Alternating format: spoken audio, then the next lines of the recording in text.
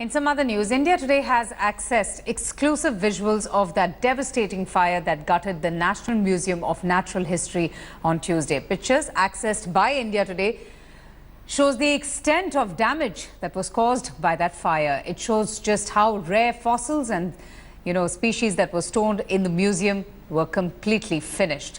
Also, several galleries were burned to ashes at the museum. It took fire services over 4 hours to douse the blaze, with 35 fire engines pressed into service. The fire, which began on the top floor of the building, spread to all other floors. It was fanned by chemicals that were being used to store these precious exhibits in the museum. So these are the exclusive images that we have for you to show the extent of that devastating fire. Indeed, it was a huge loss, and there were so many fire tenders who tried their very best to douse the flames.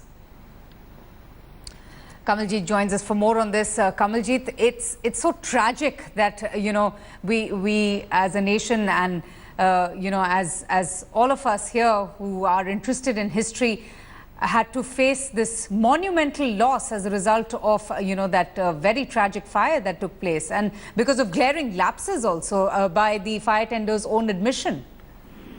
Well, absolutely. This is a callous attitude, not just of authorities, but also FICCI premises. Remember, this particular Museum of Natural History was placed inside FICCI premises. It was a rented accommodation. And as per the CCTV footage and the other footage which was really acquired by India Today itself shows that there is an amount of callousness which was involved, and that is why there has been an extensive loss.